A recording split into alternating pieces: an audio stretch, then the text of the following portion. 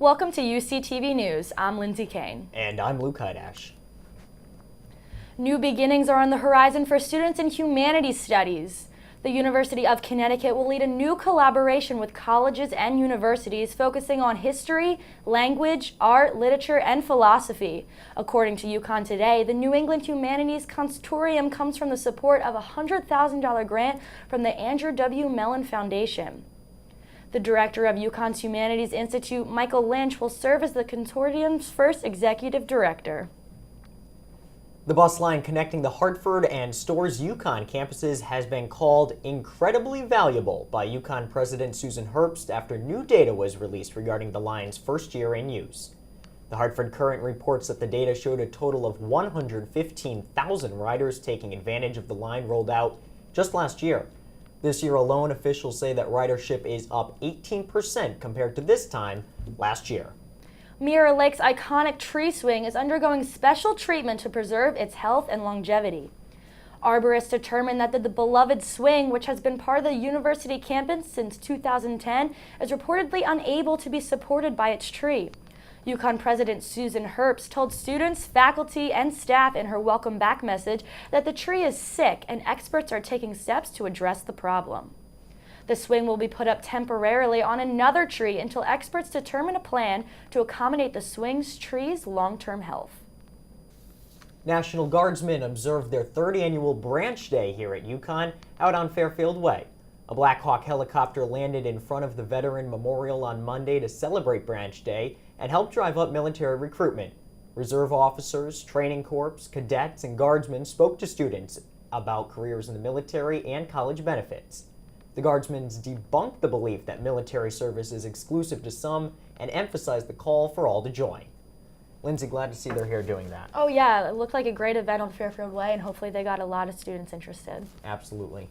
Up next, our Professor Spotlight, where we will hear from Professor Thomas Abbott from the Biology Department. We'll also be catching up with the rest of Connecticut. Stick around.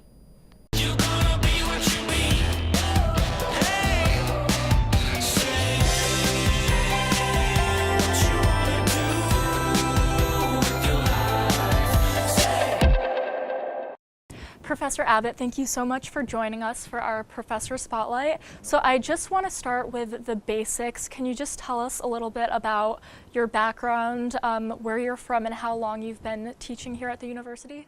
I was raised in the military, and so if you're familiar with that, of course, you know that every other 6 months to a year, 2 years at the most, you're usually someplace else. And so, for example, I was born in Denver, Colorado. We lived there 6 months, and then we went to Texas. So I've been pretty much all over this country. And we were also stationed in Europe as well, which would be typical of the Army at that time, especially. And so I'm kind of from everywhere. But my father retired to the state of Connecticut. And how I ended up here, I've been here now, this will be my 12th year, here with the Department of Molecular and Cell Biology. My primary responsibilities are teaching. I'm EC coordinator, the early college experience coordinator for the state of Connecticut for the biology position. And then, in the last roughly 5 years, I'm now also the Friedel advisor for the university. So just focusing a little bit on biology, bio is an ever-changing subject. Do you feel that students are as prepared now for your course as they were 12 years ago when you started? That's always, I think, an interesting question. I mean, we always get that. You know, like another question we get is, do you see changes? You know, have you seen any changes in who sits in front of you or whatever? And because we're getting to new information at such rapid rates as opposed to years ago. It does encourage us as instructors, I think, to start to look at modifying routine. In other words, instead of me just talking about the structure of a mitochondria, for example, which I've done for years, I might now say, okay, guys, I sort of anticipate you're probably familiar with that. And then as you move into your upper level courses, I would anticipate you now have a set of skills. Mm-hmm. The change is inevitable. Yep. We have to get comfortable with it. And within that context, we need to navigate our studies, whatever they may be, whatever the discipline, whatever your major. Many textbooks for college, but specifically science-based textbooks, have a lot of like remedial and introductory material in them. Do you think that high schools aren't doing a very good job of teaching those fundamentals? Do you feel like you need to work extra hard to teach that baseline? It's tempting to shift blame in this sense, you know what I mean? And oftentimes you'll hear people say, oh, if they just did a better job, then I wouldn't have to spend as much time reviewing, et cetera, et cetera, et cetera. And I would argue, I think we're doing a very good job. And I know there are those that would disagree with me. I'm well aware of that. Yes, there are students that potentially come unprepared, but not so much in the sense of their inability to actually do well, but they just don't anticipate the amount of work. I think we all could do a much better job of preparing our students for being able to adjust and navigate change, but also to be able to adjust and navigate levels of difficulty, the amount of work that's going to be necessary, and then once you figure that out, applying. Your introductory class is filled with a wide spectrum of students, some who have just now acquired interest in the sciences and some who have wanted to go into medicine since they were young kids, for example. And then going off of that, you have students here at UConn from all around the world. How do you explain such complex concepts? How do you accommodate everyone's intellectual needs? And Lianne, honestly, that's an awesome question because we're struggling with that right now. I mean, it's hard for some people to imagine, but in its inception, 50, 60 years ago, Biology 1107 was designed for simply, I was going to say, just biology majors. That was it. Interesting. Okay? And so for years, the course was taught with that perspective. Now when you look out, you see a lot more students coming from, like you said, an international background. The other thing we're seeing is students coming from different kinds of high schools. For example, charter, magnet, public, private. And I will tell you, it is becoming more of a challenge. I have colleagues who say, well, the course is designed for biology students. Okay, but there's 300 students in front of me with other majors. It's funny that you would bring that up because this is exactly where we're at right now. This is exactly my frustration. From the components of an atom to evolution and population genetics, if you could zero in on one subtopic of biology and just teach that, what would you choose? The chemistry, because it's fundamental now. It's always been to life itself. And I know it sounds like a broken record and students get tired of hearing it, but that's essentially the reality. All right, we are chemistry at the end of the day. And the more we understand that chemistry, in some ways, the more we begin to understand life itself. So you could have become a doctor or a researcher or taken on some other profession with your background. Why teaching? That's a good question because I, obviously started out with research in mind. I would say, I think what happened with me, and this is interesting because a lot of times we think, oh, you must have always wanted to do this, and actually, no, I didn't. And so what happened? And what happened was people, obviously as a grad student, et cetera, you have to, you're a TA, you have to interact with students, this kind of thing. And people would say, you have a knack for this. You seem to be able to interact with others, et cetera, et cetera, et cetera. And that just kept piling up. What do we not know now that we maybe will know in the future? Yeah. Well, looking at it from a chemistry perspective, I think we need to to begin to focus more on how atoms come together to form more complex substances, and then how this level of complexity grows to form even more complex substances. And in this context, a cell.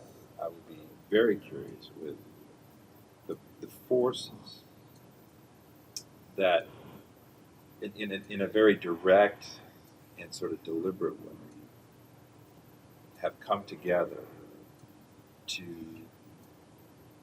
engineer what we call life. I just find this area very fascinating. It's a reality. It doesn't just happen. It's not magic. You know, what was the minimum necessary to get that thing called life going? What was it? I think ultimately that's a question I would just love to have answered. Connecticut is taking unprecedented measures in addressing the state's opioid epidemic.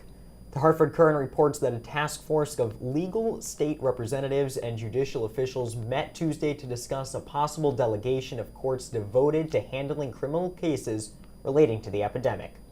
Judge Patrick L. Carroll III established the task force in response to the opioid crisis, which reportedly kills hundreds each year.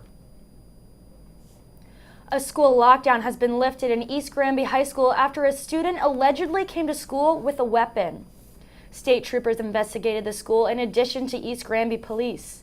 Police say they have a person of interest, but no arrests have been made, but the investigation will continue. A driver has been taken into custody after driving on the wrong way on I-91 southbound and colliding with 6 other vehicles. According to NBC Connecticut, state police responded to a black car with a temporary registration plate driving erratically on Monday, crashing into at least 3 police cruisers and 3 other vehicles. One person was taken to the hospital after suffering minor injuries. Former UConn coach Jim Calhoun has come out of retirement and is now the basketball coach of University of St. Joseph's in Hartford. Calhoun coached at the University of Connecticut for 26 seasons from 1987 to 2012. Calhoun signed a full-time contract this morning and is the first ever head coach of St. Joseph men's basketball. Wow, so it's great to see Jim Calhoun returning to the coaching world. Great to see him back. Definitely miss him at UConn, but wish him the best at Definitely. St. Joe's. Next up, we'll hear about the latest from UConn sports and catch up with the events going on in the rest of Connecticut.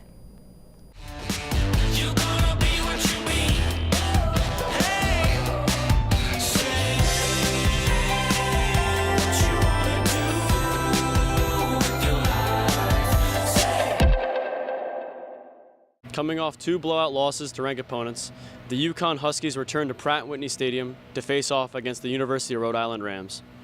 The Huskies offense got off to a great start, thanks to dynamic dual-threat play of David Pindell, as the URI defense seemed to have no answers for him. And although the defense looked flat, the offense stayed hot for the remainder of the first half, which gave UConn a 42-28 lead.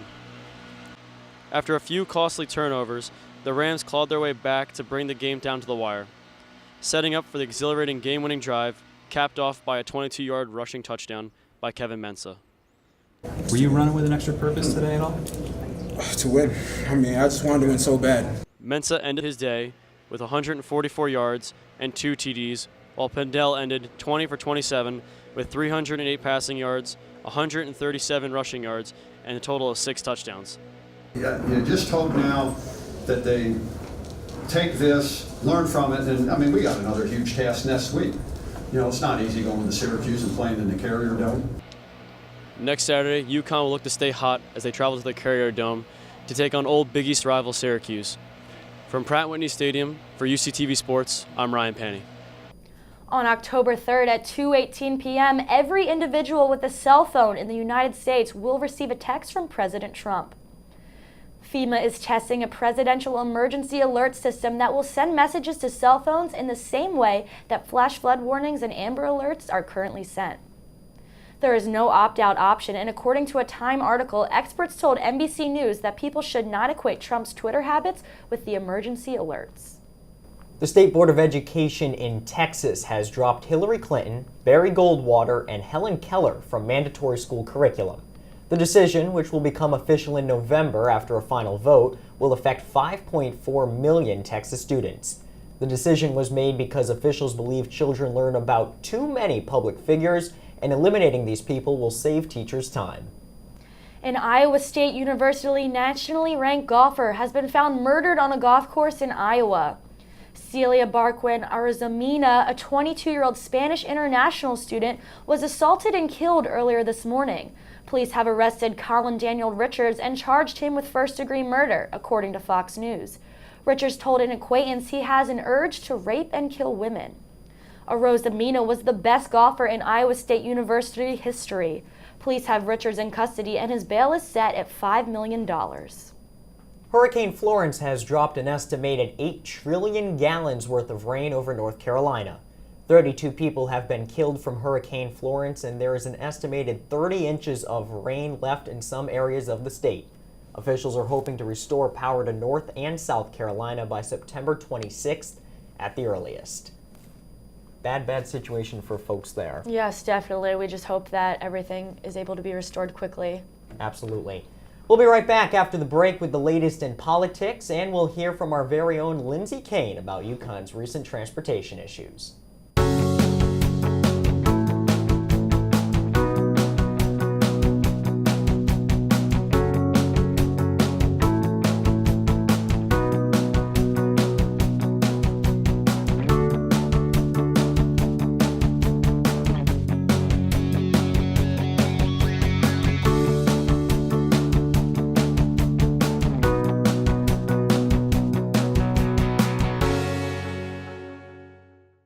Chaos has been the theme here at the University of Connecticut, where students return from summer break to see new bus routes and parking chaos. The new changes transportation has made to the bus routes have been making it difficult for students to get to various parts of campus like they were able to do in the past. In addition to the bus complaints, students have not been able to park their cars. I've actually gone to stores for 8 years now because I live around the area and I went to high school here, and the parking situation has never been satisfactory. It hasn't changed much either. It's, if anything, gone downhill. UConn Transportation declined to speak to us directly, but Vice President of Facility Operations Michael Jednick released a quote saying, "We didn't communicate well. We didn't communicate the changes to the bus routes to the students. We didn't communicate the changes of the parking rules to the students. Our communication was a failure. We didn't do a good job with that, and we need to do better. We're going to have to make adjustments to parking. We have to be transparent." After releasing the quote, Transportation elected to have a public forum where students can address their concerns, which some feel is a step in the right direction. We know that students are unhappy and that it's taking a lot on their classes, a toll on their classes and on their experience here at UConn. I hope they realize that and that they can act on it. I know they're making the effort, but now it's just the implementation that's what it's going to count. Students are hopeful that Transportation will elect to make changes to their bus routes and alleviate the parking problem. Yeah, I do feel like changes will be made, because if not, I feel like they wouldn't have even held something like this. So, Transportation is trying to implement student suggestions, and we will see if anything changes in the future. Reporting from UCTV News, this is Lindsey Kane. Connecticut Governor hopefuls Ned Lamont and Bob Stefanowski are getting some backlash from petitioning candidate Oz Griebel. Griebel requested that Lamont and Stefanowski do not debate unless he is allowed to participate, even after getting enough petition signatures to appear on the ballot in November. Debate organizers say Griebel does not have enough weight in the polls to be allowed to debate. Lamont and Stefanowski have not announced whether or not they will participate in the next debate, WFSB reports. Next Monday, Supreme Court nominee Brett Kavanaugh is set to testify before the Senate Judiciary Committee regarding an alleged assault from over 3 decades ago. Kavanaugh's accuser, Christine Ford, is also expected to testify before the committee. Ford claims Kavanaugh pushed her onto a bed and sexually assaulted her at a house party during high school. Kavanaugh has denied all of these allegations. And that'll do it for us tonight here at UCTV News. Be sure to check out our Instagram at UCTV Channel 14 and tune in for another edition of UCTV News. Thank you and good night.